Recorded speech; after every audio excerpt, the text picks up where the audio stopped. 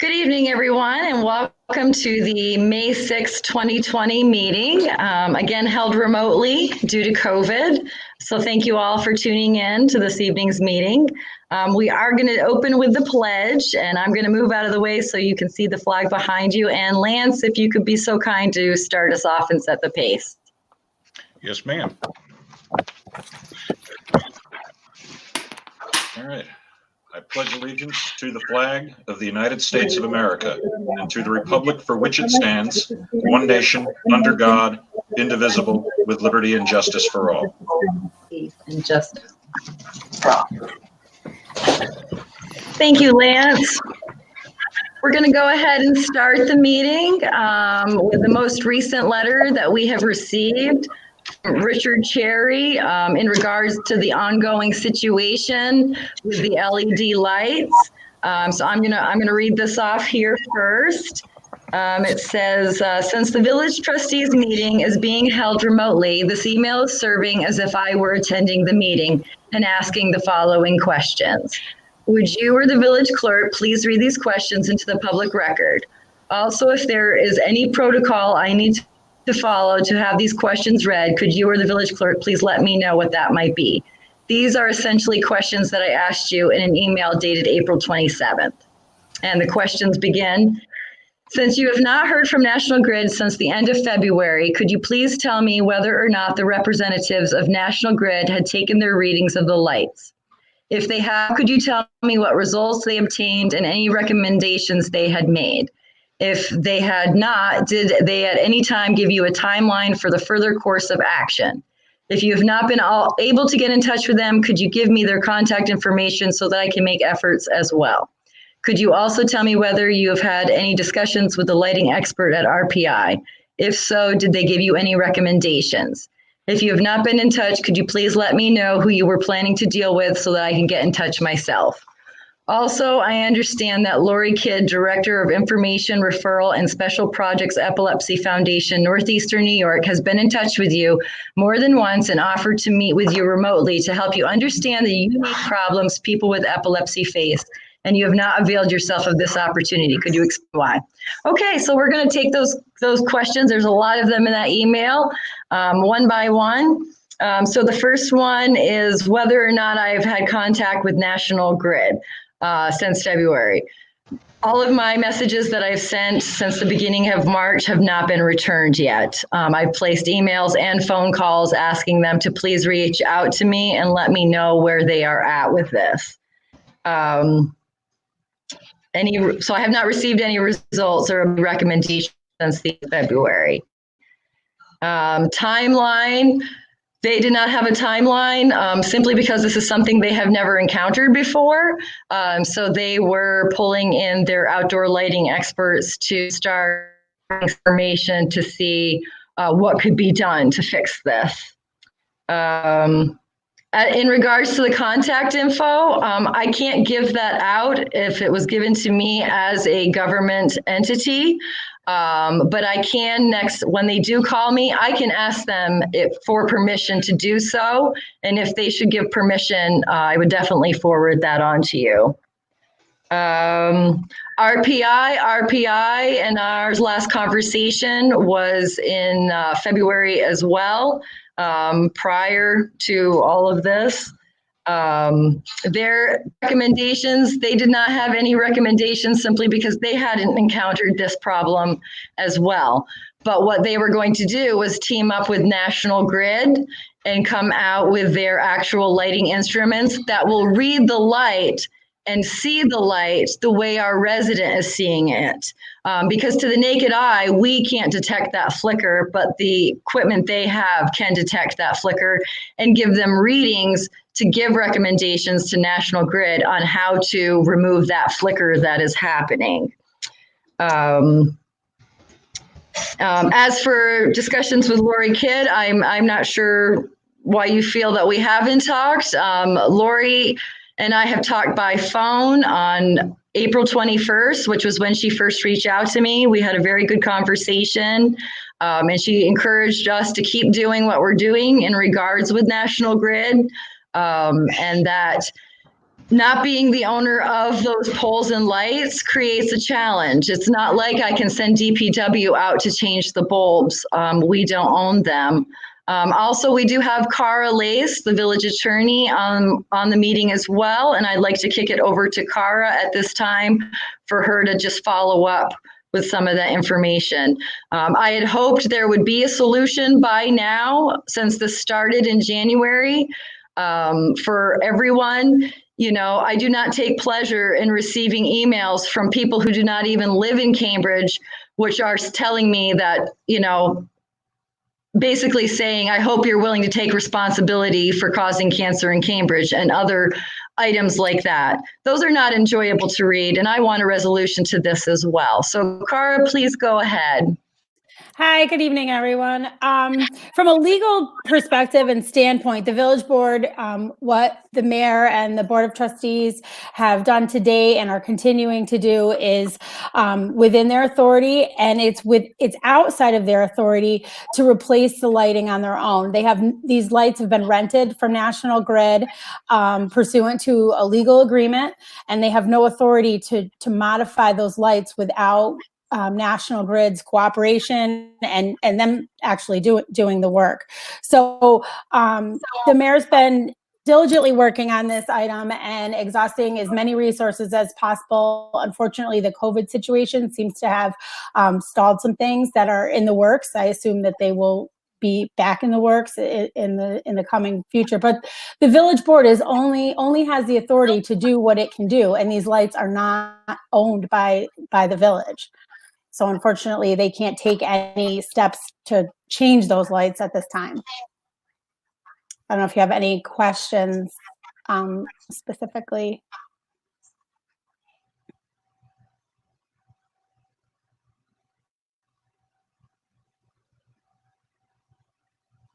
Mayor Vogel, I want to say thank you. I know this has been really hard, and I know you've been staying on top of it. I feel like it may help people if we could, what the plan is moving forward as we continue to wait, or are you just reaching out periodically? I feel like just explain, I know you've been on it, so the more you can sort of say that, I feel like it may be helpful to the public. Yeah, I've been sending emails and leaving phone calls with the contact that I had from National Grid that was given to me. You know, if this person doesn't call, I can maybe just try the general office line and see if there's anybody else, or try to get some information onto who exactly is handling this now, to get, you know, something. I'm not sure from a legal perspective if National Grid doesn't reach out to us, what avenue. Cara would be the one to know what avenue we would have if they, you know, ultimately just never reached out to us again. Right. If they don't respond, if they don't get back to you, we can reach out to their legal department and see, you know, if we can address this concern pursuant to your agreement with them, and try and get legal involved in that step of it. Yeah, and they up until the beginning of March, they had always returned my calls and always returned my emails within a day. I never had to struggle to get an answer from them before the beginning of March. Okay, thank you. You're welcome.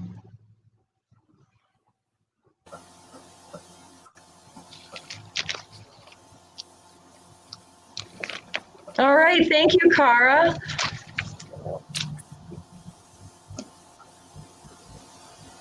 And of course, as always, you know, Richard, we will be following up as any new developments that we get from National Grid or hear of any information on this, to help get this moving along. I know it's been a long road for your family, and we want to see a resolution for this. So with that, I also have from Sue Van Hook. She had sent an email. I'm going to pull that up. So Sue says, hello all, I have another commitment online and will not be able to attend the village board meeting. Here is my question for your meeting. She says, I spent 90 minutes today listening to experts from around the country discuss pollinator-friendly solar installations that also include conservation sheep grazing. There are numerous benefits to requiring any solar developers to include pollinator-friendly species mixes. If the panels are mounted at 36 inches instead of 24 above the ground at the lowest point, plants can thrive. Keep the local temperatures around the panels cooler, which increases the energy efficiency and lifespan of the panels. Greatly reduce mowing costs to just one annual mowing, or provide opportunity for conservation herd grazing to enhance the carbon concentration in the soil for increased water retention and decreased runoff. Of course, the depth of the landfill soil cap would need to be examined. Related businesses, including native plant nurseries for supplying seed mixes, parentheses, Bentleys, honeybee farmers, increased production in affiliation with installation, and sheep farmers, additionally periodic grazing land.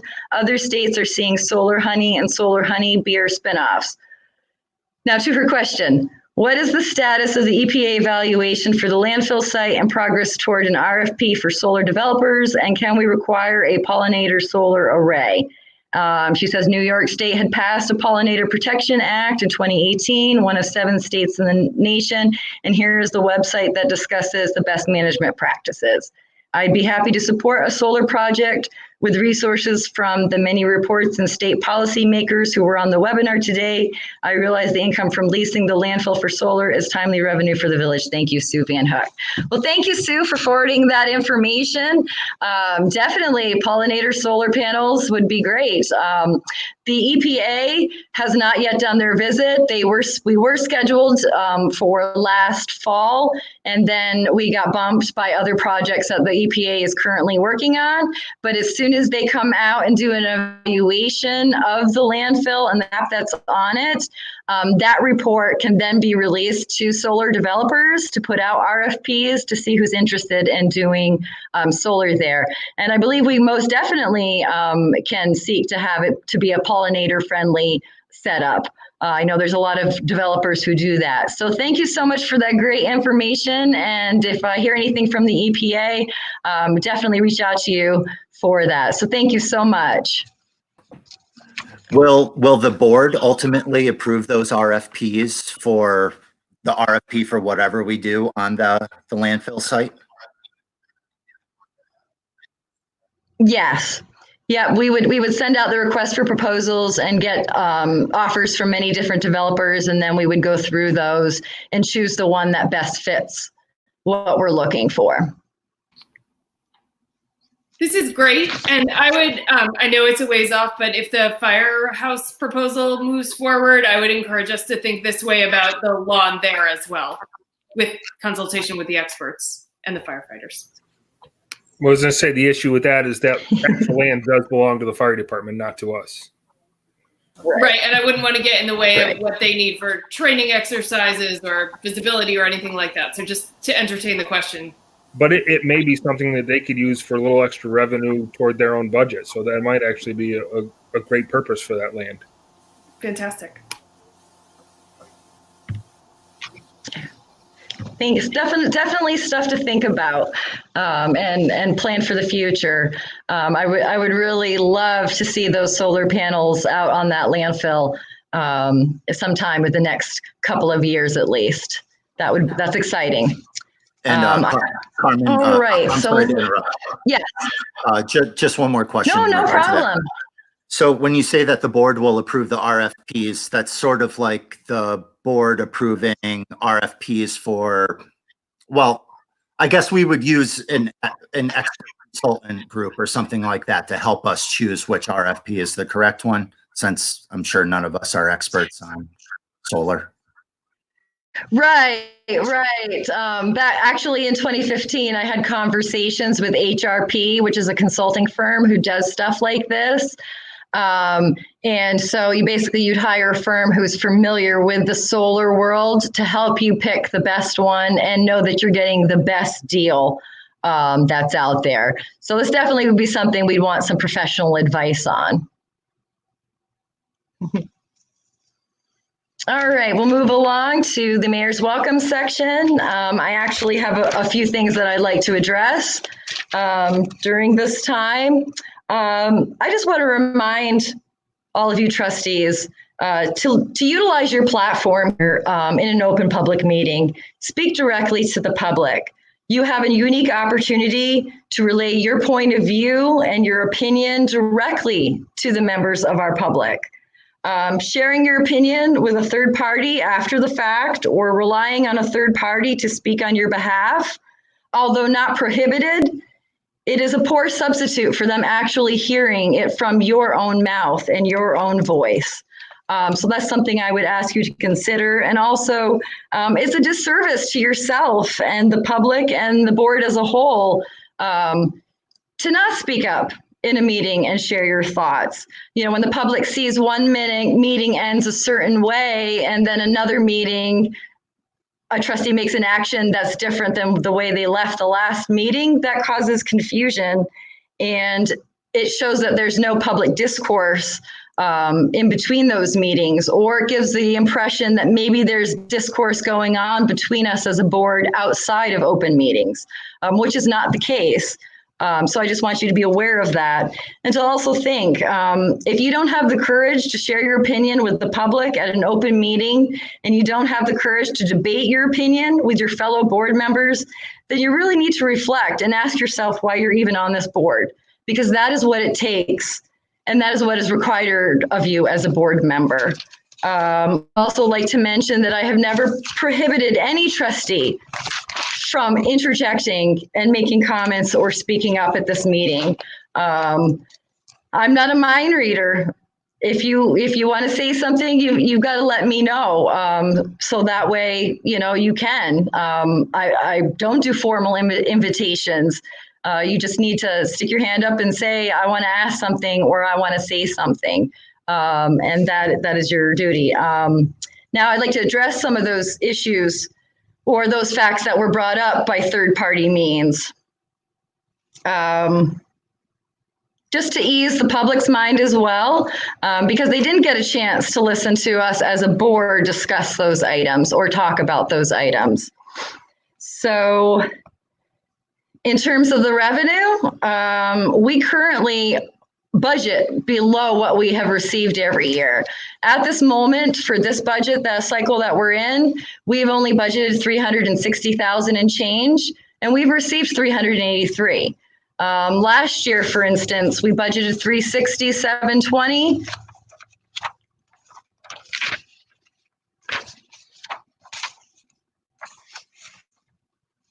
And we received 434. I can go back to other years, back to 1819. We budgeted 335 and received 434,000. 2017, we budgeted 330,000 and change, and we received 414,000. 16-17, we budgeted 358,000 and we received 420,000, and so on and so forth.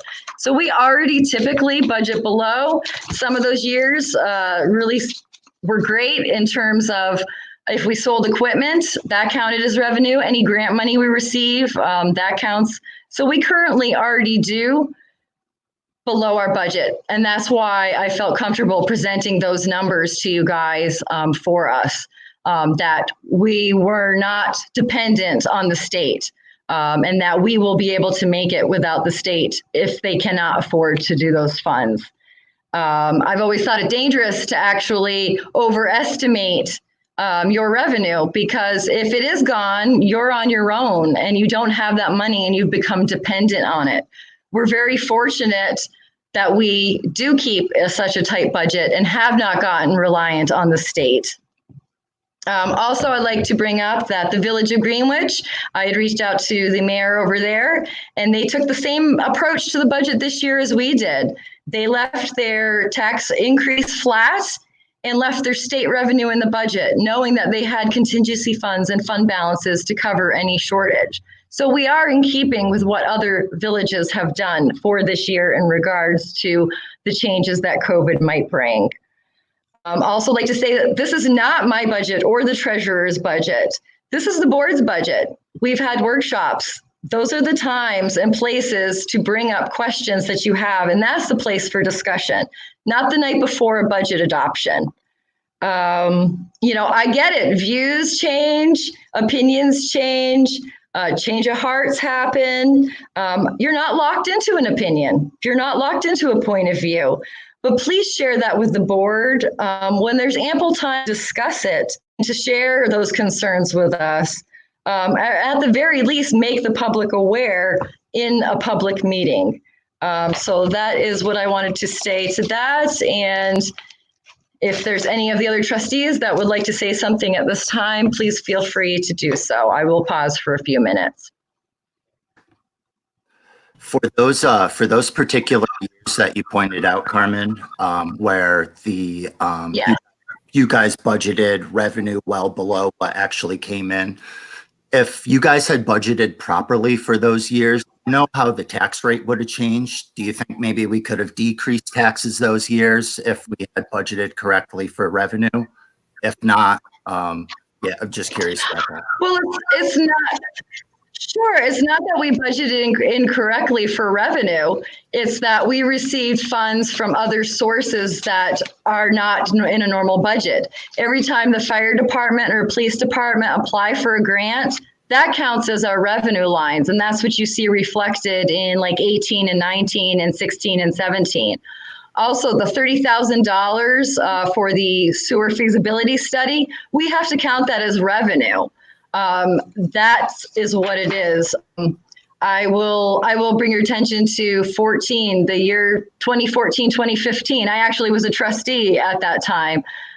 During that time, we had budgeted $435,000 in change, and we actually only received $432,000 in change. So it was a few thousand less, but still, when it's less, that puts you in a harmful position.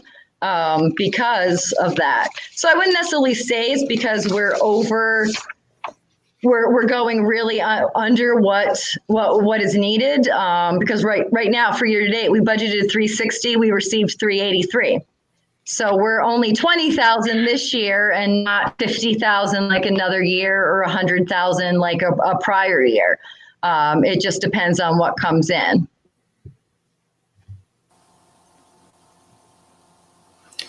Yeah, Carmen, I look at it as we look at the budget, nothing is set in stone. We look at the budget and we take a project on. We don't go over budget. We haven't gone over budget. We try to stay under budget. But we have to have, these expenses. We need to plan for them. We need to know where we are and, go from there. And I'll say that the budgets that we set, like Amy had said, nothing is set in stone. I mean, we have in our budget for a possible new officer. If things aren't going well for us and we notice in July, August timeframe that, hey, we're only collecting 75% of our taxes and the county's not going to pay us, and we can remove an item like that from our budget. We can remove equipment costs from our budget. But we have to plan for these things as if they're a normal tax year.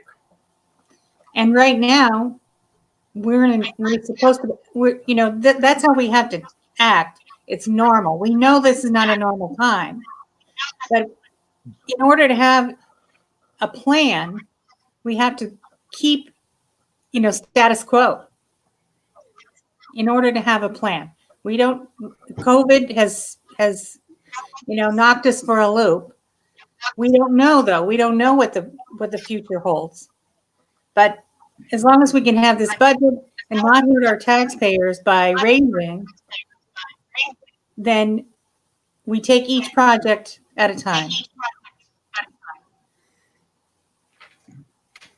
Yeah, I want to just to weigh in. I agree with what has been said before. I feel comfortable with where we are with the budget right now, but knowing that there's a lot of uncertainty. So just proceeding with caution and reviewing these decisions when the rubber hits the road, so to speak, and having these open conversations. And I really value everybody's opinion and the different perspectives. And I know we all respect each other enough, and we will have some spirited conversations in the year to come, but I'm sure we'll end up in a place that's best for the village.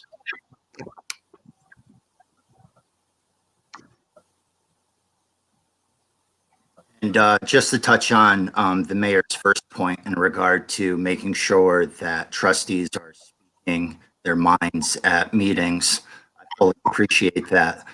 It sounds like the mayor is asking for us to institute some kind of a standard to make sure that these things happen and make sure that trustees are always speaking. It seems like at sometimes discussion is called for before resolutions are voted on, and then sometimes discussion is not asked for before a resolution is voted on. I think we should follow some sort of Robert's Rules of Order for every meeting that we have, where discussion is always called for before the motions are asked for or after the motions are asked for. That's just my opinion, and yeah, thank you. I mean, I have no issue with us using Robert's Rules of Order, and the rules for Robert's Rules of Order are a motion, a second, a discussion, a vote, and then a vote. And I'm fine with that. But I will say in my 10 years on the board, I've never had anybody tell me that I couldn't say something. And we've had instances before where whoever the mayor was at the time said, okay, well, let's take a vote. And somebody spoke up and said, well, hang on, I have a question. So, and I realize that we're in a computer situation right now. Everybody's on a delay. Everybody's not hearing or seeing or whatever it is. And it does make it more difficult. So maybe in this setting, that would definitely be a better way to go about it. But I think everybody on this board knows that we've always had the opportunity to speak up whenever a vote is going to be taken. So that was just my 2 cents on it. I think Absolutely, absolutely. There's a lag. Go ahead, Steve. Oh, sorry, Carmen. Yeah, I was just going to echo what Steve said. Yeah, I don't know how much it would slow a meeting down if we did a roll call discussion. Trustee Robertson, do you have anything to say? No. Trustee Walsh, you? No. Snyder, Halleck, no. And then we go all the way around. And when we get to no, then we vote on the resolution. Perhaps that would work better. Not sure. Just an idea. Sure, I'm open to using whatever means that you guys want to. Our meetings have been pretty fluid where, members of the board ask questions prior, after, during.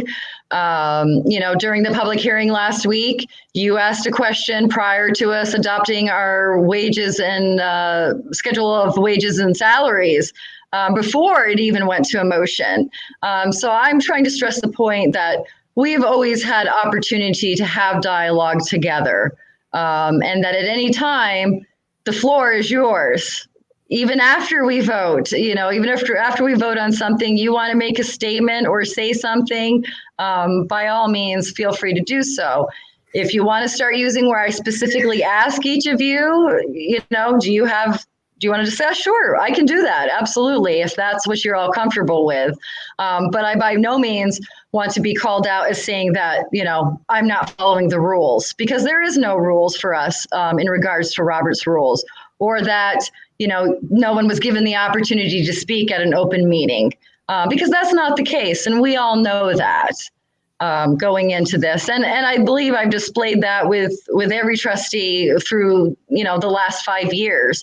And at any time, the floor is yours. You just have to let me know you want to say something. Fair enough. And at the same time that a trustee can say something after the vote happens, that also means that you as the mayor and the other trustees can ask questions of a trustee that just made a particular vote as well, right?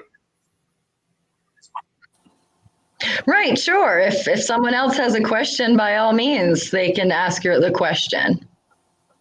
But how effective is a discussion after the vote? Right. I mean, oftentimes I've had questions, but I didn't necessarily want to call, sometimes it's hard do you want to call a trustee out? Maybe they don't want to discuss why they voted a certain way. Maybe they want to just vote the way they want to vote and they don't want to explain that. And that's okay too. I think having a discussion before the vote is reasonable. And I think in this environment may be effective.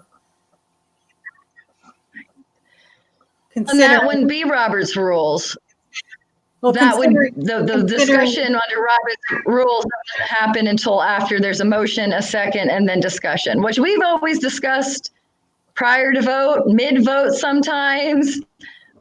So I'm happy to do whatever helps ease you guys into feeling comfortable enough to say something. But if I don't give you a formal invitation, that doesn't mean you can't say something.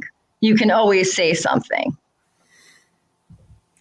My suggestion would be maybe after we have a motion in a second, and especially in this environment, the question is posed, any discussion, there's a 5 to 10 second delay that anybody has the opportunity to speak up and say, I have a question, and then we can move on to the vote from there, just in the interest of Sure. time and consciousness. But if everybody wants a roll call discussion, that's fine too. But I think if we just open it up to a 5 to 10 second blank space there and anybody can say what they want, of course we can continue past 5 to 10 seconds, but give people that amount of time to speak up with all of our delays and slow computers. Yeah, I know the delays are, Certainly.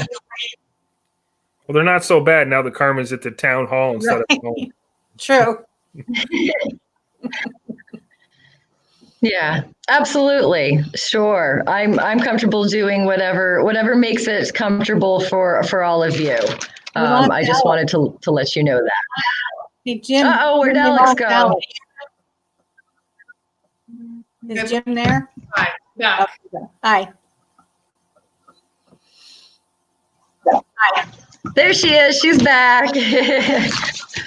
So, all right, we'll go right ahead and move on to approval of the minutes. Before you should see the April 1st, 2020 board meeting minutes as written.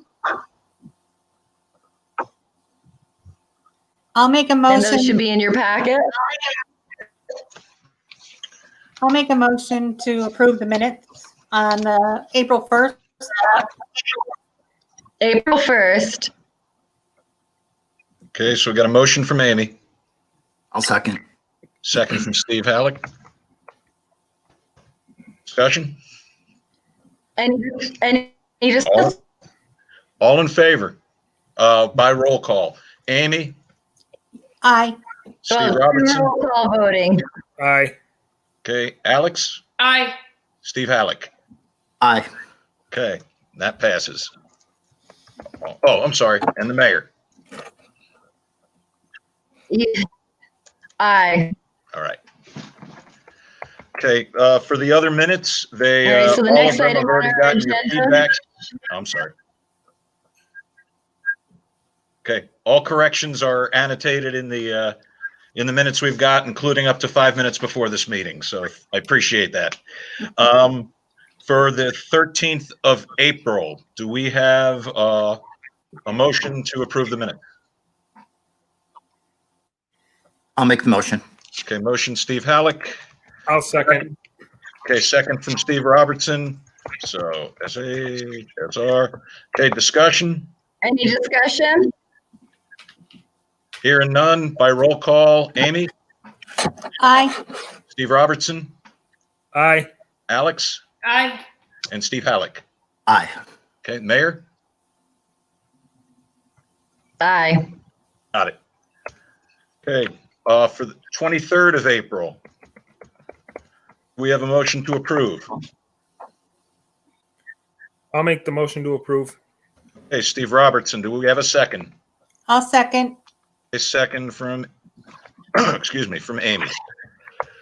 Okay, discussion? Lance, did you catch the last minute edit that I sent in 2 minutes before the meeting? Hey, I was being generous. I said you gave me 5, but yes. Thank you. Okay, roll call vote. Amy, Aye. Steve Robertson, Aye. Alex, As amended, right? as amended. Yes, ma'am. Okay. Well, actually, Aye. because it was taken care of before the meeting, technically. Okay. Thank you. Aye. Okay, and Steve Halleck. Aye. Okay, Mayor?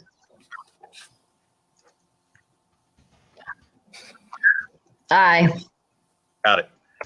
Okay, and the last one, the 29th, the budget approval meeting. We have a motion to approve. I'll make the motion. Okay, Amy. Okay, do we have a second? I'll second. Okay, Steve Robertson. Discussion. Hearing none. Roll call vote. Amy, Aye. Steve Robertson, Aye. Alex, Aye. and Steve Halleck. Aye. Mayor? Aye. Okay. On to the treasurer's report, ma'am. All right, I believe Les is here too, so we'll give Jim a minute to come on. Well, I'm on. Good evening, Les. Good evening. Nothing out of the ordinary this month. I can see, I think Maddie's been working on the salt barn. We've got a bill in there from Wiley Brothers for $3,750, and I think that's the biggest thing we got in there this time. Les, are we doing anything in terms of tracking COVID spending? I mean, that's just a crazy question for us since we're not really buying anything crazy in big amounts for that. But I haven't seen any bills unless Lance has bought something from Staples for Tracy. That's it. Perfect. Yeah, I figured as much. I didn't. It's not like you guys would be buying a ton of gloves or masks, or maybe the fire department is. I don't know. Again, that's why I was asking. Yeah, no, actually today I think Lance received, somebody dropped off a package of disposable masks for him, in case anybody didn't have one when they came in.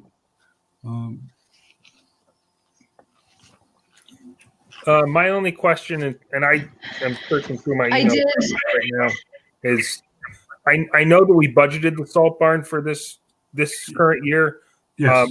I'm just curious if we know what the line or the amount was that we budgeted. I'm thinking it was like 5,000. I just wanted to make sure and ask. I don't have my budget with me. That's fine. I know we're all kind of screwed. I'm trying to look through my files right now and find it, and I can't find it. Well,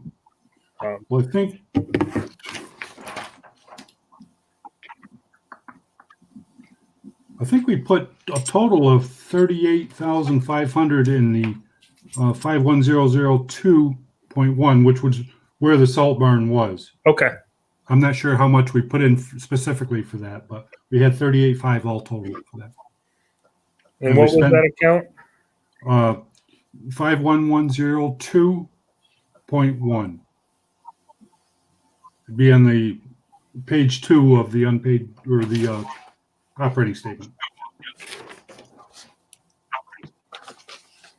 Right near the top, second line down. Okay. All right. Yeah, I was just curious as to how we were doing in our spending for that this year.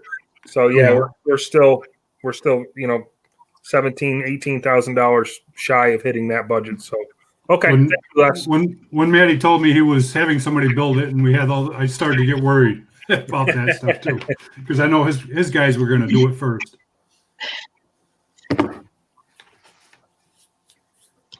Yeah, and also to follow up on Trustee Halleck's question, when this first broke out and the DPW workers, some of them were put on leave for the first 2 weeks and then returned to work.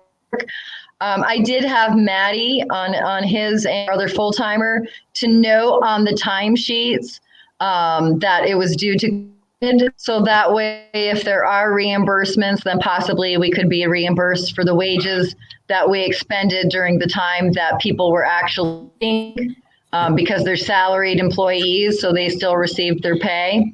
So just to follow up with that. Excellent. I do actually have one other question for Les, and it sort of dovetails off of what Trustee Robertson was asking in regard to budget. So the operating statement at the top, it says the numbers are through April 30th. Yes. So we're 11 months through the fiscal year? Yes, correct. Okay, great. So we have 1 month left. Sorry, that's a ridiculous question, but 1 month left. Okay.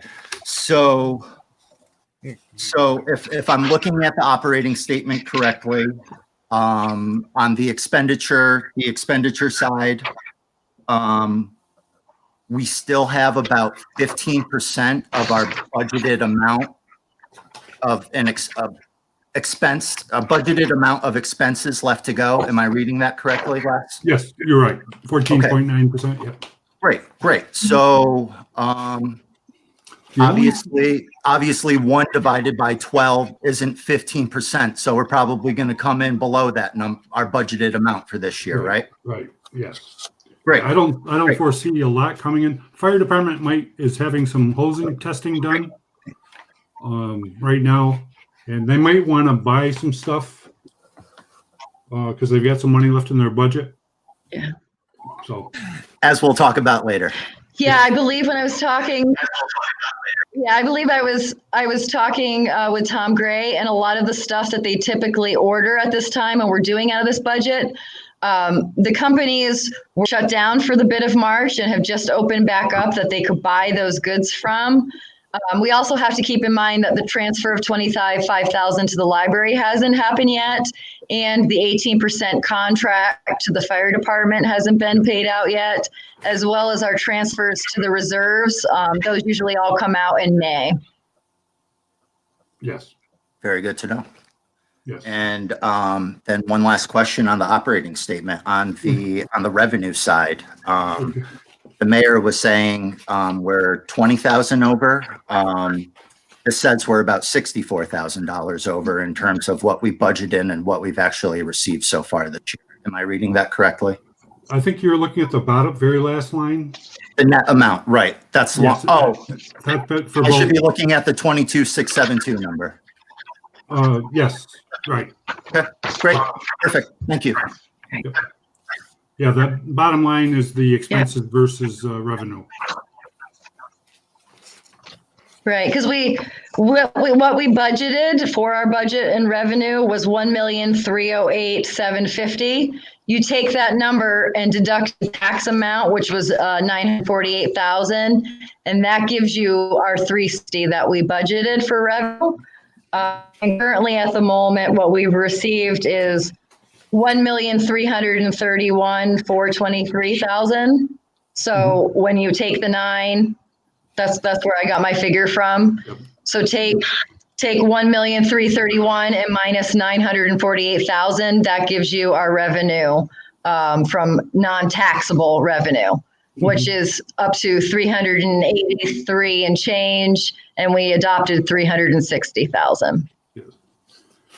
Now, I'm not sure if we have any major things coming in. The only thing we might have is maybe a mortgage tax from the county and maybe a sales tax in there. I'm not sure. But other than that, we shouldn't have any more big revenue coming in.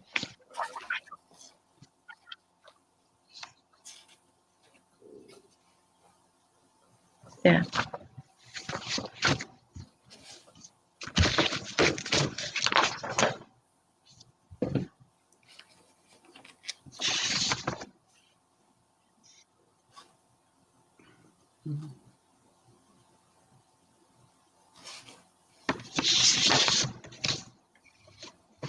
Any other questions for Les? As far as the vouchers go, or the abstracts.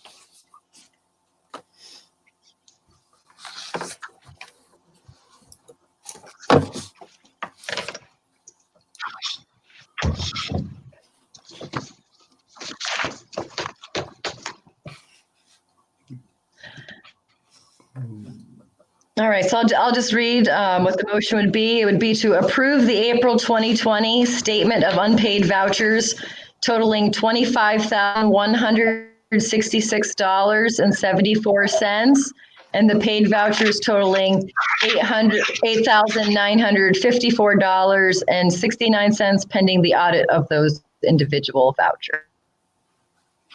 Okay, so do we have a motion? I'll make the motion. Okay, I'll motion second. from Steve Robertson. Okay, do we have a second? I'll second. Okay, second from Steve Halleck. Any further discussion? Okay, hearing none, roll call vote. Amy? Aye. Okay, Steve Robertson? Aye. Alex? Aye. Steve Halleck, Aye. and Mayor Bogle. Aye. All right. And next you have the All right, budget. I think we do still need Les on for the next one. Because he has a budget adjustment. He and Bill were finalizing the numbers for our budget and making sure all the pilots, et cetera, everything was what it was supposed to be. So Les, could you speak to the budget adjustments for us? Yes, it's something we do every year.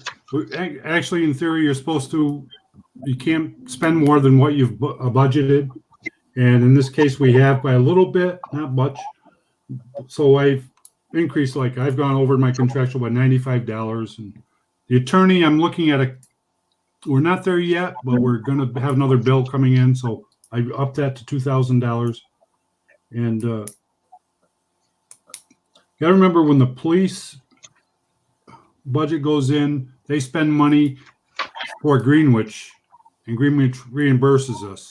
So I've been told to keep the revenue separate, so we don't ever budget for that revenue. And it also makes them go over. It also might make Maddie go over too at some point. So the police, I've increased them by $6,000.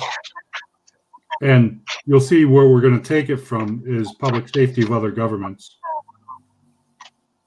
which is the reimbursement. Maddie went over just by $300 in sidewalks. And the debt, and I do this every year, and I probably should just change the budget when we do it. Because the budget, with the debt, you got bonds and you got bans. And I put it all under one, and then we reverse it at the end of the year. So what that does is just puts it in the proper category for the annual report. And the bottom portion is where we're going to decrease expenses. Like, for instance, I had gone over on my contractual, but I had $95 left over in my equipment line. So I just took it from there. The public safety, other governments, that's a revenue source. We're going to actually, I'm increasing that. That's wrong. I'm sorry. Increasing that revenue line. So And we're then not decreasing an expenditure, we're increasing a revenue? Correct for that one. Yes. Yes. That probably should be a separate paragraph by itself.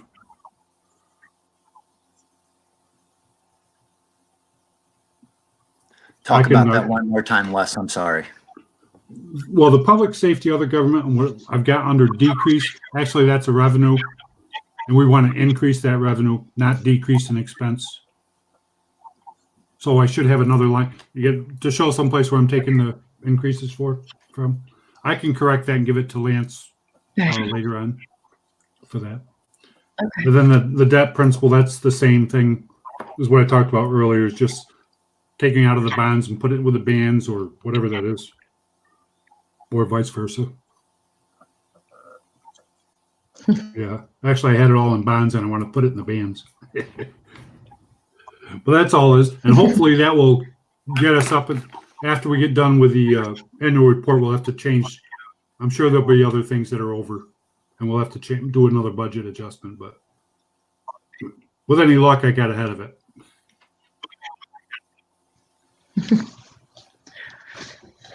Thank you, Les. Any other questions for Les?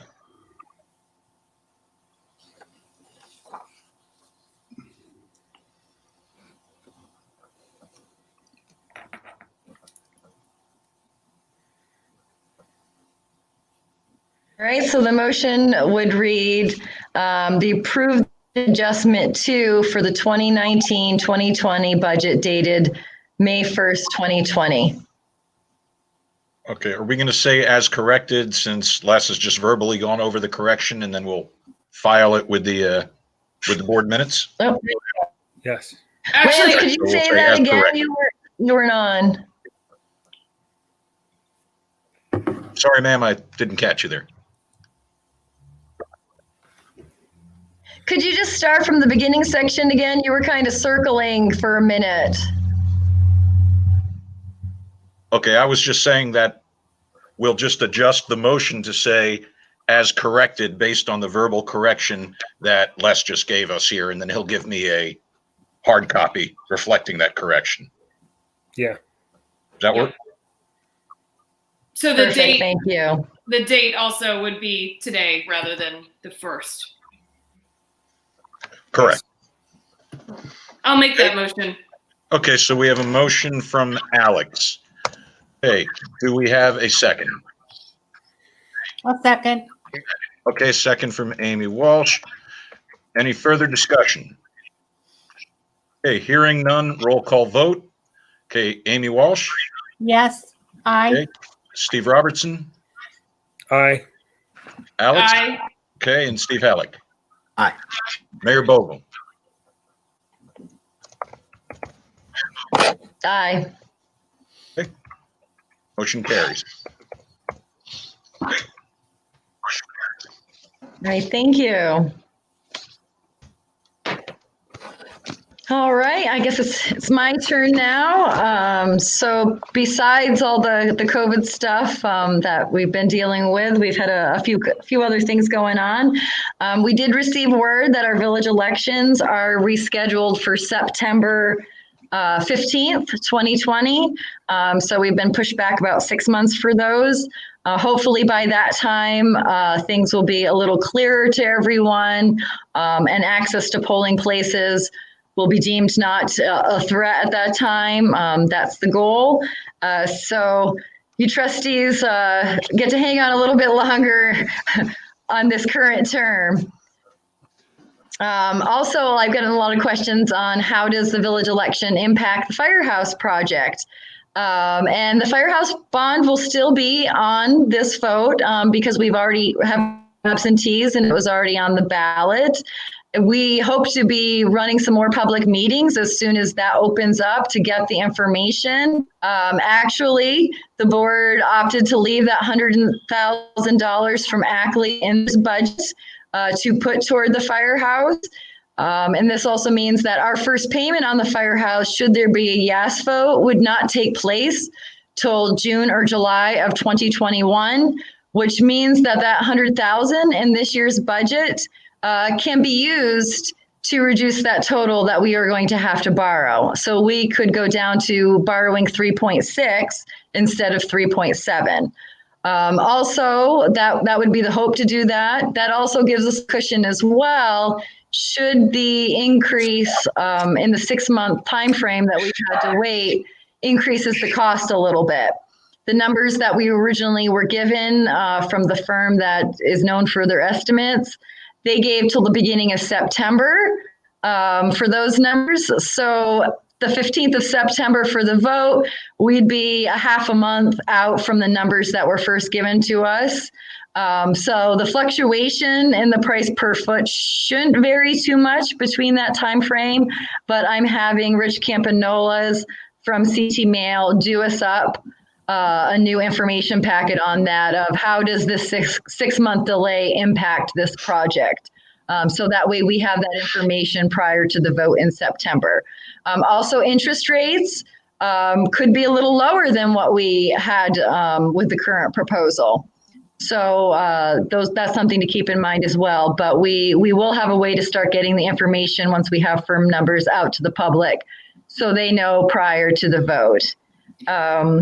Can I ask a question? Also, last Saturday, sure. I don't think any of us know this yet, but I'm wondering if there's any chance, or if we could just keep an eye out if there's an increase in funding for shovel-ready projects, given the economic uncertainty and the approach that was taken after the 2008 recession. If the fire department is doing that on their own with their grant writer, if there's anything else we can do to keep an eye out for those opportunities. Yeah, actually, Rich Campanolas from CT Mail has been sending the latest info on all grants that are open to emergency personnel due to COVID, the substantial amount of money put toward first responders. So he sent me over the full rundown of every grant possible that is available. Unfortunately, none of them include a structure at the moment, but that doesn't mean it might not. So we definitely do have someone who's keeping their ear to the ground as far as funding opportunities. So thank you. Are we in touch with any of our state representatives or congressional representative about just sort of putting this on their wish list? Or could we be, I guess? Yes, I've had multiple conversations with this firehouse, pretty bet much you with have. every representative that we have had since 2015. Assemblyman I'm sure you Ashby have, yeah. actually is probably more versed in this project than many of our villagers are. He has definitely had to listen to me the last 2 years he's been in office. And tell them, any funding that you can find or kick our way for this project would be greatly appreciated. And anything that we can apply for or do to increase chances of getting funding would be greatly appreciated. So yes, definitely, we are being very visible with this one. Yes, thank you. Hopefully there's some. You're welcome. Pickup, yeah. Absolutely. And then also, so Saturday, we had a mask giveaway here in the village in partnership with the 3 townships and CCS School and the Chamber. Thank you to the trustees that were able to come out for that and fellow board members from the town to do that. Also, Cambridge Central School, thank you for letting us use your parking lot. And I'd like to give a big shout out to Cliff Witham, Leslie Witham, and Sarah Kelly for essentially pulling this all together for us to have. And a thank you to Tim Hardy from Public Safety for being able to get masks for us to distribute. We had 3 boxes, which is 300 packages of the 5-pack. So they're in bundles of 5, which is 1,500 masks total. And we were out by 10:15. They went very fast. I do know Tim is trying to secure additional for us, if he has any, for us to be able to do another one of those down this way. So thank you to all those that participated in that.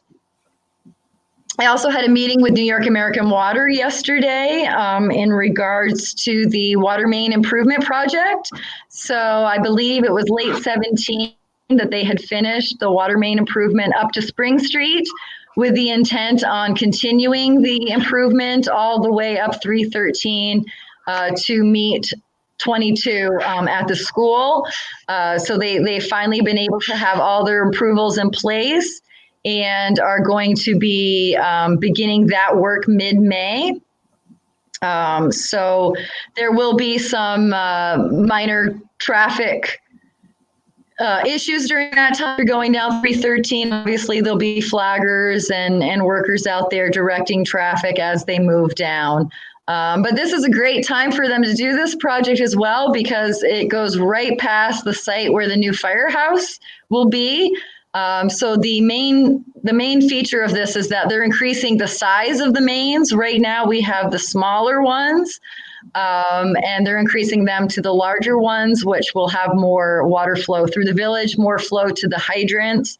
So Matt Tolman and Chief Gray and myself had discussions with American Water in regards to that. So that's a great project, and I'm glad to see that they're investing money in infrastructure here in Cambridge to meet with our water demands. So where's the area? And that is all. It's going to be all the way from, it's going to be on 313, starting at Spring Street, right there by the Head Start. They're going to continue that all the way down to meet 22 in front of the school. Okay, thank you. You're welcome. Can I ask another question too? All right. And I don't know if this is for you or for the police, but a while ago there was a traffic study being done, and I don't recall that we ever got the answer. And if I missed it, that's my fault. But can you just remind me where that is? Sure. No, we still have not received that report from DOT. DOT did the traffic study on Main Street where Main and Union meet, and they're supposed to take that information and get it to us. And we still received that yet.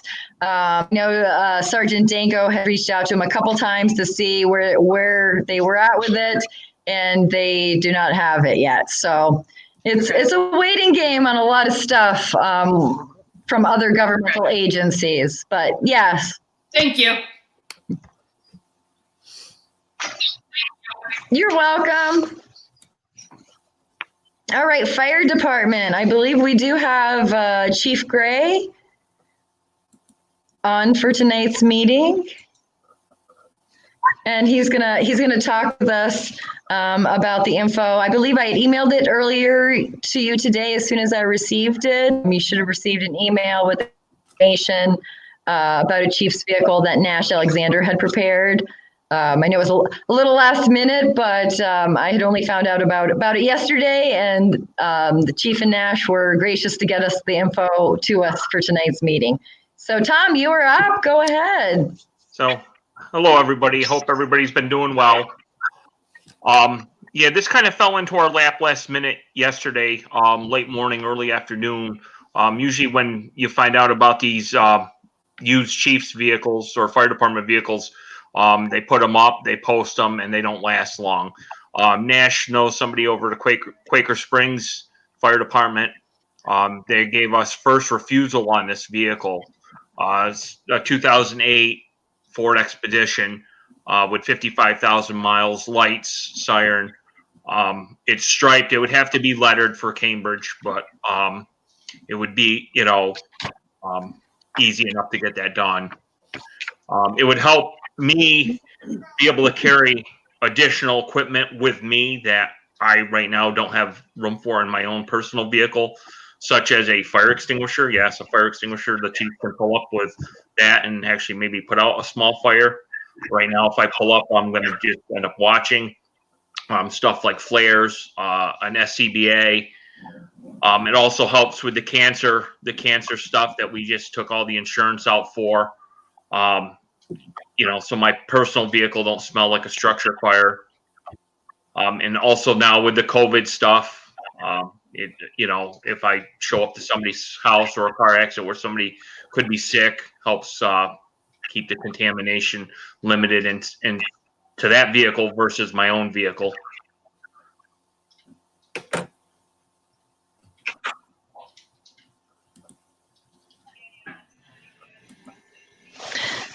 So Tom, explain the financial piece a little bit in regards to paying for it, because I believe you were going to talk about the money that was saved on the radios, taking some of that for this.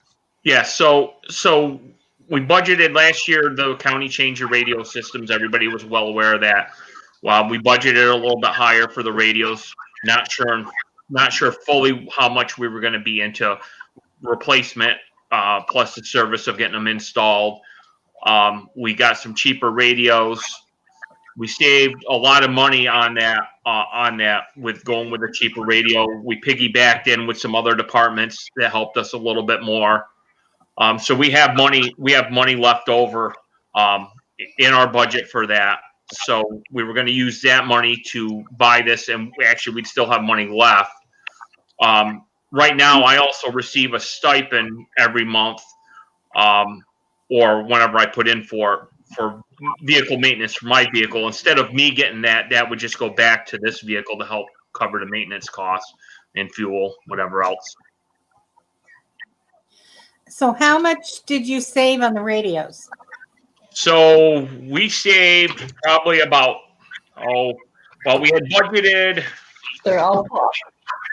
Let me see here. We had budgeted 47,000. We have 29,000 left. From one brand of radio to another was quite a savings. We went with a Kenwood radio, which the rest of the county was going with. All the other fire departments went with, versus a Motorola radio, which would have ate up the whole 47,000 we had budgeted. I remember Right. we were able to save money on that. And then your stipend is how much? It's around $2,500 a year, somewhere in there. 26, I think, 25 or 26. Right. year. So in the looking forward, the 2,500 we wouldn't have to pay. Right. We would pay for fuel. But I mean, as far as it looks like it's covered in the budget Well, from the previous year's budget. Yeah, I just pulled operating statement. Yeah, our current operating statement right here from this meeting, if you 34102.1 fire department equipment, we had budgeted 47,350. And year to date, they've only spent on the radio $17,376. Which initially too, for the radios being priced at the 47,000, that was based on 3 different bids and proposals that the fire department did have in hand from companies. And that's where they came up with that initial number when they submitted that to us last year. And then fortunately, they were able to even shop around and get better rates than what they had. And Tom, it looks like also in this case study that the way we currently have it structured, we could be in a vulnerable position in terms of you using your personal vehicle and questions about if there are injuries and whose insurance covers it and how we would pay for repairs. So this would be sort of legally a cleaner way to do that. Is that? Yes. I mean, so like right now, as I'm chief, my vehicle by law is actually supposed to have lights 360 degrees, supposed to have a siren, which I have a siren. I do have lights, but not 360 degrees. But you got to remember, I have this all put in. I get a stipend, but I don't get any money for holes drilled in my personal vehicle that when I'm all done being chief, the holes are still there. So like this new vehicle would have lights, everything on it. So say for the sake of it, tomorrow I get the vehicle and 2 days later I give up chief. I would pass the keys on, whether it was an election or, whatever reason, I would pass the keys on to the next person. This vehicle is ready to go. They would put their gear in it and just take over. What would our expense for insurance be? Have you looked into that? No, I haven't had a chance to ask Les to look into that. I mean, we have a large cushion here. If you save 29,000, it's going to cost 15,000. That's a large cushion of for fuel and insurance. The other thing is I just know that carrying around your equipment in your personal vehicle, there's a cancer risk. Right. And so you're exposing your family to what kind of carcinogens are on your firefighting clothes. Yeah, I don't know, what I'm getting into sometimes when I get there. And I've had times where my vehicle, and I'm not in it as much as the other guys being that I'm in charge, but where I still get in it, in my car to go home, or even a few days later to go to a grocery store, and I can still smell, that smell in my own vehicle. Yeah, my brother's a firefighter in Phoenix, and they have 2 turnout gears because of carcinogens. Yeah, we try to do that too, as far as our people that go interior. Some fire departments have, multiple sets, and some in the city now don't even let it. They call it a clean cab policy. So they make sure that the firefighters put the gear in compartments, ride to the fire, get out, get dressed, fight the fire, take it back off, put it in compartments. Here in the Northeast and a volunteer department, that's hard for us to do. In February, it's 20 below zero. First of all, we're at the station, so time is of the essence. We don't have time to load it in compartments that we have equipment in.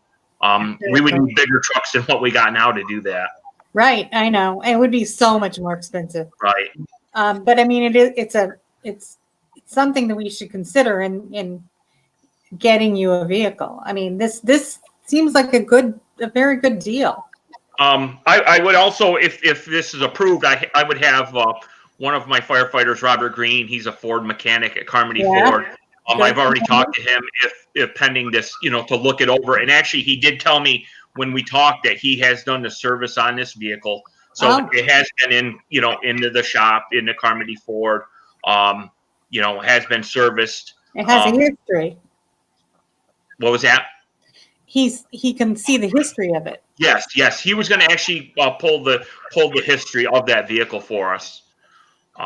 But yeah, I just wanted to make sure that, like I said, it came to us quick. And these never last long. We've had quite a few of them come, quite a few departments send them to us since I've been chief. Latham was the most recent besides this one. But a lot of other paid or volunteer departments in the area. Greenwich has a chief's vehicle. Middle Falls, Salem is running somewhat of a chief's vehicle. Fort Edward, Hudson Falls, Kingsbury, Whitehall, Granville. North Hoosick provides like 3 or 4 chief vehicles for all their assistants. In North Hoosick? Wow. Yeah. North Hoosick has a lot of toys. I do have a few issues with this. First off, I want to say, as somebody who's been working on the board for the last 2 to 3 years to build a fire department or firehouse very diligently, we're about to ask our taxpayers to spend $3.7 million on a brand new firehouse. Mm-hmm. And if in July they see a nice new shiny Chiefs vehicle rolling down the street, there's going to be the people out there that are going to say, what the heck? They want a new firehouse, they're getting new vehicles. What else are we going to pay for? I don't think that looks really good for us to jump into that right now. That's my first concern. My second concern is, yes, we saved money on the radios. That's great. We also have a whole bunch of air packs and air bottles that we're going to have to buy this year that we have tried to figure out how we're going to buy those. So if we missed on the radios by $20,000+, we can roll that into new air packs and air bottles as opposed to a new Chiefs vehicle. The Chiefs response, it's a luxury. It's as a firefighter, I know there's definitely advantage to the Chief having a vehicle and getting there, assessing scenes, kind of laying everything out for the trucks.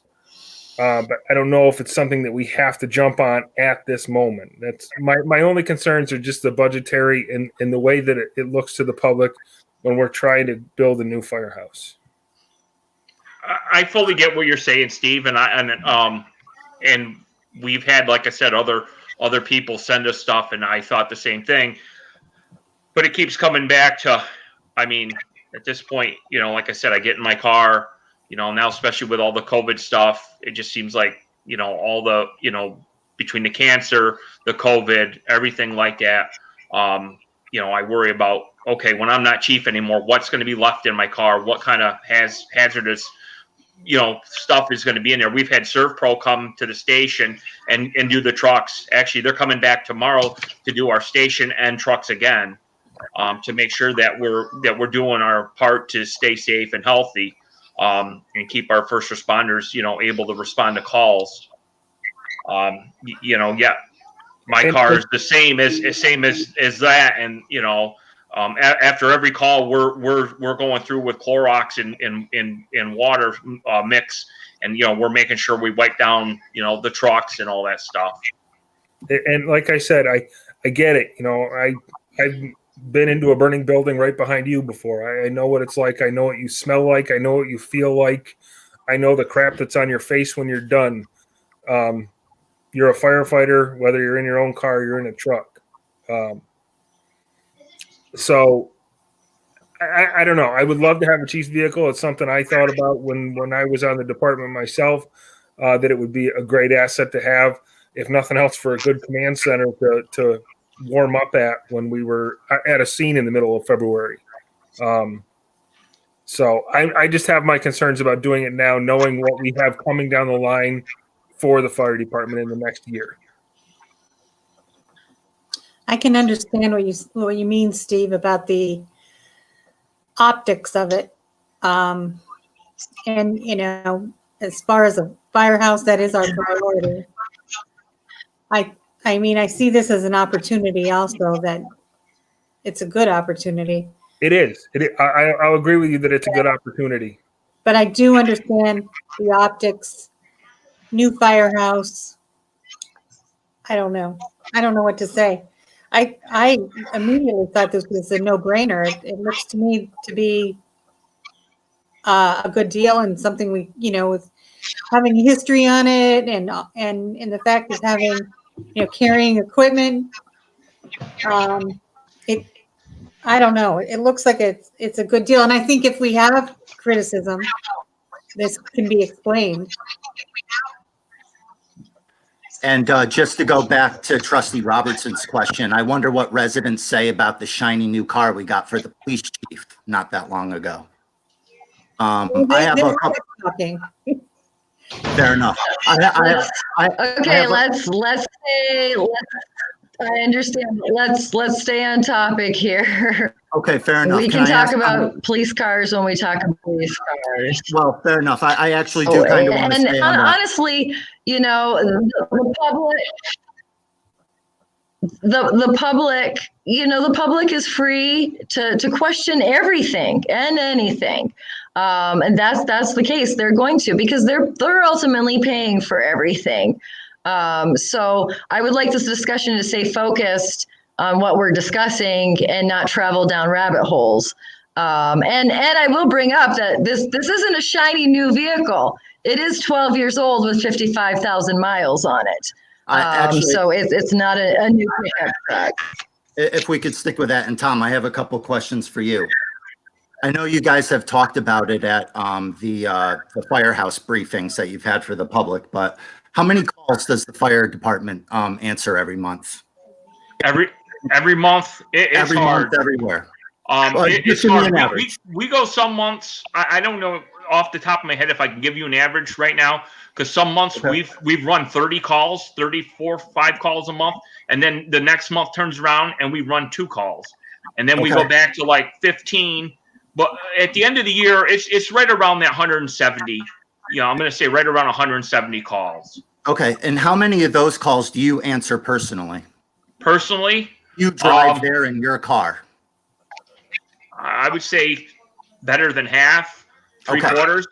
That's a lot. Since the COVID, I've been out of work since the 16th of March. I've made every call just due to I want to make sure that we're entering right, that we're going by our protocols, that we're doing the decon. So I've made sure that I've been to every call. But like I said, I'm also out of work right now too. Okay, no, fair enough. And so arguably,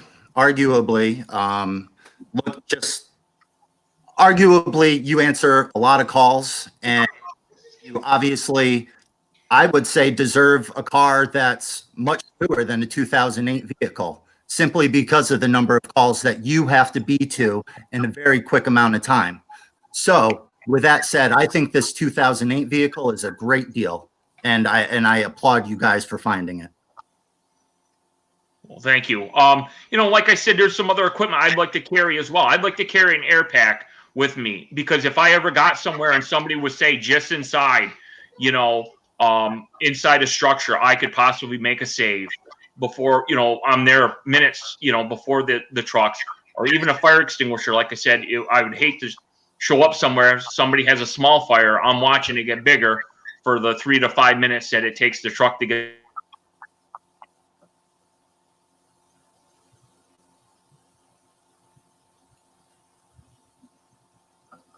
Nope. Do we need to? Can anybody hear Tom? Yes, I actually have Lance had rough drafted one just in case you guys wanted to vote on this tonight. But first, I did have a question for Cara in regards to purchases. Typically, when the village purchases anything, if it's over $3,000, we have to get bids for that. But I do know with specialized vehicles, such as some police vehicles or fire vehicles, sometimes we do not have to go with that 3,000 cap simply because we can't find comparable vehicles, because a lot of these vehicles are specially made. It's not like we can take the truck that Tom just presented tonight and then run around trying to find, some of the same to get comparative prices. So I'll have Cara speak to that in terms of our procurement policy, how this comes into play. I just have a question to, can you tell me again who the purchase is from? Is it from a neighboring? It's from a neighboring department, Quaker Springs. So will you be purchasing it from that particular municipality? Yes. So that's also an exemption with the intermunicipality purchases. Well, they're not a municipality. I believe they're a fire district or a fire protection district. They're not necessarily a municipality, but another So it's government. not like the town. Okay. They're a board of commissioners. Yeah. Fire district. So it's a fire district, an actual fire district. So they're considered a municipal body, or that's not the right phrase, but they're considered a separate entity on their own. So I would think you are outside of your procurement policy. And also you do have the basis that if you wanted a similar truck similar to this, you would have to put out this type, the qualifications, the mileage, etc. Not so to limit it that this particular bid would be the only one, but that you'd have to say mileage not to exceed X, and ballpark price not to exceed X, and then you'd see what you would come back with if you chose to do it that way. Considering it's from another fire district, I think you're within your abilities to do that.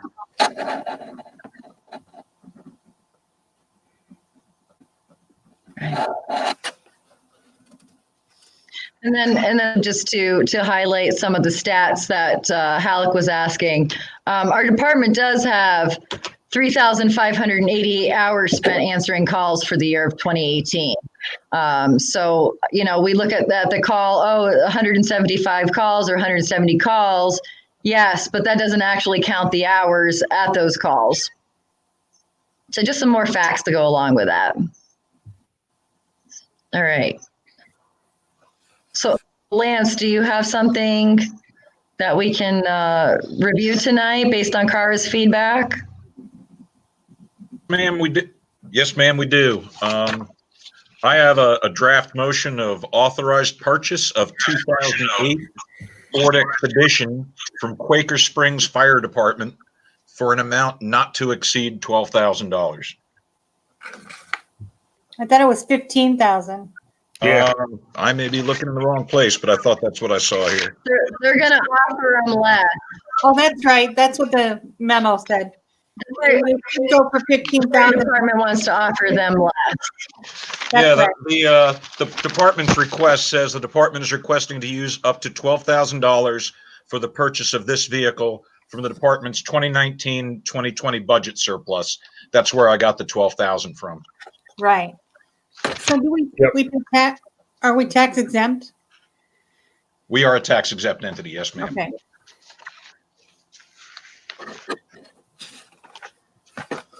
I'll make the motion. Okay, so we got a motion from Amy Walsh. Do we have a second? I'll second. Okay, we have a second from Steve Halleck. Amy Walsh, Steve Halleck. Is there any further discussion? Could we just remember together what the plan is with the air packs? What the estimate is for that, and if we have that in the budget for this next year, or if that's the year after. Or do we need to call Chief Gray back on, ma'am? Sure. Yeah, you can put them back on too, but actually they have been applying for the grants for those, because there are grants for air packs. I believe last year's round they weren't selected, and I haven't heard whether they are for this next year. But I do know that they were applying for grants for those. And if we didn't get them, I know they're grant writers, fantastic. So I'm hopeful. If we didn't get it, how much would that be, and when would that be due? Sorry. Well, they've only, the grant they're applying for is for $100,000 worth of air packs. And that's to replace the whole lock, stock, and barrel. Should they not get that, then we can start doing kind of a structured system. The remainder, even with buying the vehicle, money in between the radios, the vehicle, and what we budgeted to do that as well. So build, and in this budget that we worked on, we currently did not build that into there. Of course, there's funds in the budget for the firehouse, and should that not pass, there's some money that can go to air packs as well. Okay. But currently we have nothing in our budget for that. Okay. But here's another instance. It's another instance too, is when we end our years with fund balance and we reassess and say, we have X, Y, Z because we're underspending a lot in our budget. We can allot fund balance money towards air packs. So, we ride out this next few months with COVID and don't end up, all of our revenues can't come in like we planned and everything shakes out like we planned. And we say, well, we do have quite a substantial amount of fund balance. Let's purchase those with that fund balance. Okay. Thank you. Okay, any You're further welcome. discussion? Hearing none. Roll call vote. Amy Walsh? Aye. Okay, Steve Robertson? No. Okay, Alex? Aye. And Steve Halleck? Aye. Okay, and Mayor Bogle? Aye. Motion carries. Back to you, ma'am.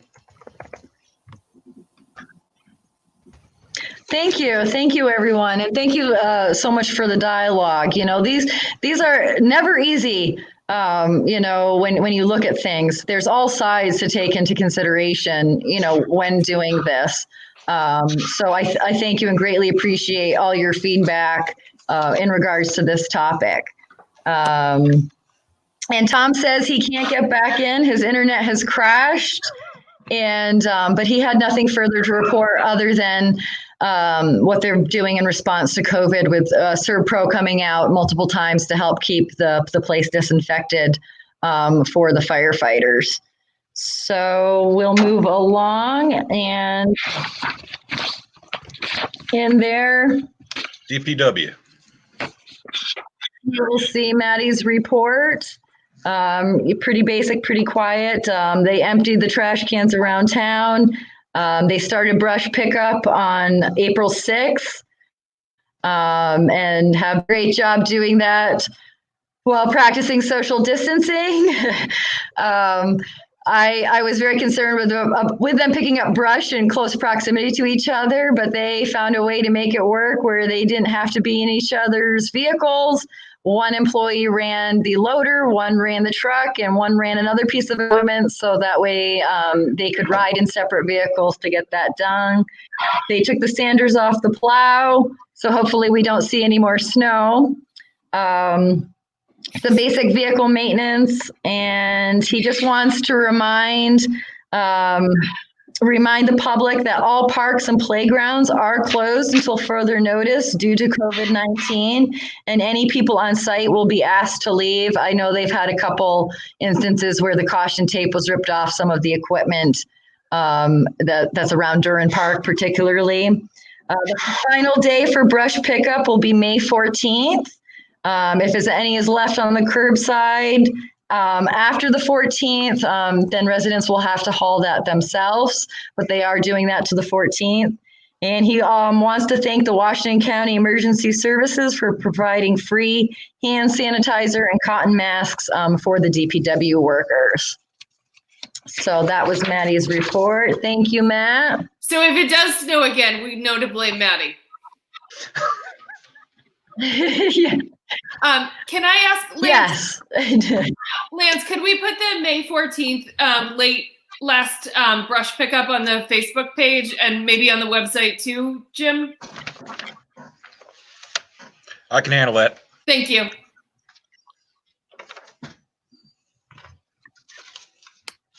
All right, so you'll also also see in the report from Chief of Police Sergeant Danko. The officers submitted 21 reportable cases to Department of Justice in April. That brings the caseload to 58. A total of 9 people were arrested in April. Total arrests for the year are 29 people. Officers handled 40 calls for service in April. The total calls for service is 157. There was no motor vehicle accidents during the month of April. Total for the year of accidents is 7. A total of 13 traffic tickets were issued for a total count of 92 for the year. And he put in here, our agency, along with most of the world, is still under social distancing rules. We want to remind everyone that with warmer weather, please keep in mind these rules are still active for now and that there can be civil and criminal penalties for not following them. So please, for the safety of yourselves and your family, practice social distancing as much as possible. We want to thank ServPro of Cambridge for donating their services to clean our vehicles, and also wanted to thank the countless people that reached out to us looking to help in any way they could during these hard times. It shows just how special of a community and area we are. So that's the report from Sergeant Danko. Youth, Lindsay has the report in there. Pretty much after school is still the same. She is working on camp information because the governor has not yet made a decision in regards to summer camps. I know quite a few representatives have been pushing for an answer because there's quite a substantial amount of children's camps in the Adirondacks, and everybody starts planning right now for those camps to give direction. So we're hoping to hear something by May 15th at the latest, because that also is the time frame for reports for camps to go to Department of Health. So we're waiting for an answer. I also saw somewhere that the governor also recognizes the need that a lot of these summer camps are utilized as childcare for working families during the summer. And part of the phase plan is getting people back to work. But if there's inadequate childcare for people, how are they really supposed to go back to work? So I think he's taking that into consideration as well. Also, I saw something mentioned that maybe summer camps would be limited to essential workers' children only, if that's the case. So we're still waiting on direction from the governor for that. Can I ask, so Vermont just made their announcement yesterday, which is that they're limited to groups of 10. Is she doing some contingency planning in case it's not a binary open or closed, but there's like limitations in that way? Yes, we're going to basically roll with whatever limitations are set. Our hope is that all the children that want to go can, but if they do, set some limitations on the amount of children that can be in a certain area, or, how many square feet per person there needs to be when they're back in town at our facility here, different restrictions like that. So we're really kind of just waiting for direction from the governor's office on that one. And then at that time, we can choose to continue on, or if it doesn't seem feasible to continue on with the limitations set in place, then we can make that decision. Then Department of Health regulates our summer camp. So any of the actions that would need to be taken would have to be approved by Department of Health anyway.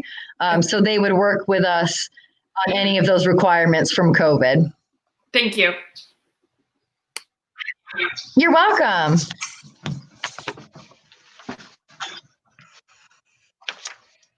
Assessor, of course, right now has been a quiet time for Bill, and with everything going on, there hasn't really been a need for him to come in the office that much and work. So he's been staying home like the rest of us to make sure there's not any unnecessary traffic in the village office. Zoning enforcement report. I mean, Bill put in here. He's been here limited. He did complete the file maintenance and preparation for the tax roll and bills, and he's transmitted that file to the Washington County Real Property to facilitate preparing the tax roll for the June 1. And he began lines of communication discussion with Zoning Enforcement Officer Bill Reagan. We've had questions on certain properties that both concern the assessor and our zoning enforcement officer, and trying to work together on some of those issues. So that's all from Bill. We do have zoning enforcement officer report in here. So Bill Reagan reported for April 13th, a complaint. He handled the complaint, cooking under awning at an old schoolhouse pizza location. He referred that to county code enforcement and approved, looks like a garden fence, and build a little small shed that was forwarded on to county. So those are the items. Sign approval for Coral's Corner and Cones right here down the road from the Village Hall, the greenhouse. So that sign is approved and up. And Lance, I'm assuming the Zoning Board of Appeals and Planning Board have not met per the guidelines that they shouldn't be meeting during this time. They have reported as such, but we do have a motion because now that Bill Reagan has left the ZBA, Ms. Eleanor Hanson, who yourself and I believe Amy Walsh met, is willing to serve on our ZBA. Wonderful. So with your permission, I will go ahead and knock out that motion. Absolutely. Okay, so the motion is appoint Eleanor Hanson to the Zoning Board of Appeals for a period of 4 years, which is the standard term. Do we have someone who's willing to make said motion? I'll make the motion. Okay, so we have a motion from Steve Halleck. Hey, do we have a second? I'll second. Thank you, Steve. Okay, so we got a motion from Steve Halleck. We have another one from second from Steve Robertson. Discussion. Hearing none. Roll call vote. Amy? Aye. Steve Robertson? Aye. Alex? Aye. Okay, Steve Halleck? Aye. And the mayor. Aye. Okay. Back to you, ma'am. I will Thank say, you. So you, can I just request real quick, because I've had the clerk make this request to me before, that when we add somebody new to the board, could you send her their contact information so that she can get in touch with them for the next meeting that they do have? Yeah, that's what we're doing now. So I've gotten that one already out to Danny. All right, cool. Thank you. No problem. perfect. Good. So attorney, if you can pop Cara back in, if she has anything she wants to share, any updates from any of the things that were going on with some of the assessments, et cetera. Yeah, I don't have any updates ever since COVID hit. The court systems have been closed, et cetera. So we're kind of getting those back up and running now. I will follow back up with Josh Lindy, who's handling that matter. Honestly, I haven't seen him in a month, so I will follow back up with him and have a report for you on that next time. I don't have anything else. All right, thank you. And you'll also see the historian's report in there for March. And then you'll also see a brief library report in there. As with everything else, they are still under the orders to be closed, so they are not open. She did want to point out that there is Wi-Fi that remains accessible outside of the building 24/7. So if there are those in the community that are having problems with the internet and need a place to go to, you can go there. I believe the school has also opened up their access to their internet as well. And I believe they have a sign on the side of the building with information in regards to that. So if you're in the area and you're having problems with internet connection, feel free to utilize those locations. And so it's pretty basic. The library budget appropriation vote will be by absentee ballot on June 9th in collaboration with the school budget vote. So the school's votes was released that they're going to be happening on the 9th per orders of the governor's office. So don't forget to make sure you vote for that. And that brings us to the clerk. All right, I'll keep it short. As has been standard since the whole COVID thing started, maintaining regular office and window hours here. Foot traffic's been slow, phone traffic's been medium, and a lot of email traffic coming in. I've been posting every week a municipal services update on our Facebook page and out on the Front Porch Forum. So to just give people an idea of any key items going on and what our services are at. Registrar, not a lot of traffic. Done 10 vital records over the past month. Court report, there's a copy for the past 2 months in your packets. And the last big thing, it's the long pole in the tent for me because it's one of my significant emotional events per year, is the rescheduled election. There's just not enough information out there yet other than the date. We still need to find out what the statutory dates are for things like absentee balloting, and we need to find out the disposition of the absentee ballots from the March election. We're keeping them under lock and key, but the question is, do those people need to go out and vote again or not? So these are the things that will come, no doubt, as afterthoughts from state government. Subject to your questions, that completes my report. I was actually hoping we could go back to the library report real quick. Sure. Let me grab it. Okay. I'm guessing Christina's not on, right? No. Okay. No, she's not on. Okay, fair enough. Does the library's fiscal year run on the same fiscal year timeline that the villages does? Yes. Okay, great. Because they're part of our budget. That's why they submit their budget. Okay, great. And the June 9th resolution that will be included with the school budget vote, do we know if the library is going to request less funding from school taxpayers because the library might not be open the entire year? I'm just wondering if they'll ask for less revenue from school taxpayers and if we should use that as our own example for the village's contribution. Yeah, that's a question you would have to ask the library board because all of that portion is handled through them. So if you reach out to Christina and the members of the library board, I'm sure they would be happy to answer that question. I can't speak to that since that's not part of our process. And so I don't want to give any incorrect information. And we'll be meeting again before the 9th as well. So if there's anything we need to talk about together, that's an opportunity. I do want to throw out one last item that I should have brought up, which is in the assessor's report. Bill mentioned that he sent up the whatever data they feed into the tax bills. The tax bills will be out last week of the month. So by the time we have our next board meeting, I'll be able to give a status of where we are with village taxes.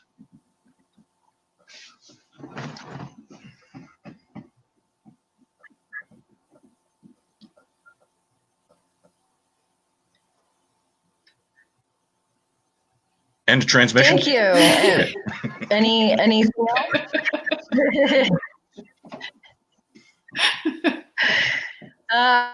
else? Thank you guys for bearing with all of this. It's not easy to do everything remotely. I'm thankful that we are able to, that we do live in an age where we can do that. I'm hoping, maybe by next month, we'll have some more direction for governments to see if they feel it's safe or appropriate for us as a board to start coming back together in the same room again, how that all shakes out. But thank you guys for rolling with everything that has been coming down the past couple months. So the next motion would read, do we have a motion to adjourn? Do we not need to enter executive session? Oh, thank God. I have no items and Cara has no items. I think entering executive session over a teleconference isn't the best of ideas if we don't have to. True, that's true.